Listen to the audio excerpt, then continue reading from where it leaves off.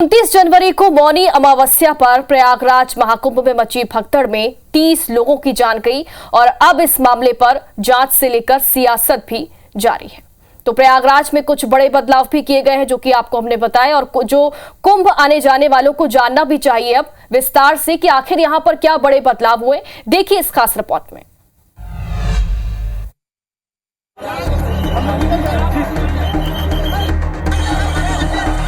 महाकुंभ में मौनी अमावस्या के मौके पर हुए भगदड़ के बाद प्रशासन अलर्ट मोड पर है। सीएम योगी लगातार अधिकारियों से चर्चा कर प्रयागराज की स्थिति पर नजर बनाए हुए हैं। भगदड़ के बाद प्रशासन ने सख्त कदम उठाते हुए 5 बड़े बदलाव लागू किए हैं। अब पूरे मेला क्षेत्र को नो व्हीकल जोन घोषित कर दिया गया है, जिससे किसी भी प्रकार के वाहन को अंदर जाने की अनुमति नहीं होगी।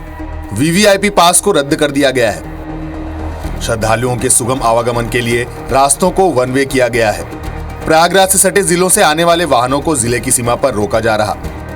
4 फरवरी तक प्रयागराज में 4 पहिया वाहनों की एंट्री पर पूरी तरह से रोक होगी। प्रशासन का कहना है कि इन बदलावों का उद्देश्य कुंभ क्षेत्र में भीड़ को नियंत्रित करना और श्रद्धालुओं की सुरक्षा सुनिश्चित करना है। आगामी बसंत पंचमी का मुख्य स्नान पर्व है, उसके लिए हम लोग तैयारी कर रहे हैं और अगेन पूरे जो हमारा पिलग्रिम मूवमेंट है उसकी तैयारी कर रहे हैं। उसी के विषय में ड्यूटीज को और स्ट्रेंथन किया जा रहा है। जैसे 29 तारीख को कोई वीआईपी मूवमेंट अलाउड नहीं था, इसी प्रकार 3 तारीख को भी कोई वीआईपी मूवमेंट अलाउ नहीं होगा। तो प्रयागराज में भगदड़ के बाद प्रशासन पूरी तरह अलर्ट पर है। गुरुवार को डीजीपी और मुख्य सचिव भी प्रयागराज पहुंचे। यहाँ उन्होंने भगदड़ के बाद व्यवस्था की जानकारी ली।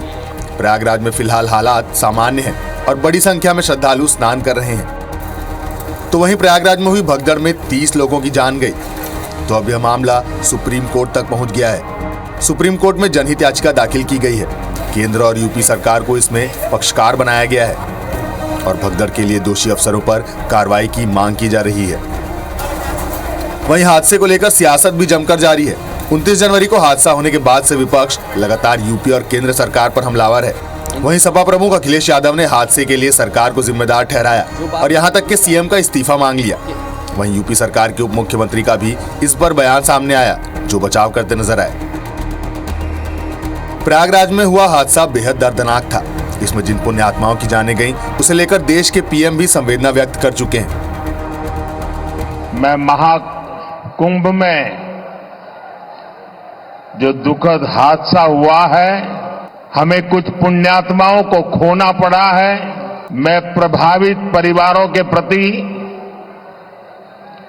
संवेदना व्यक्त करता हूं।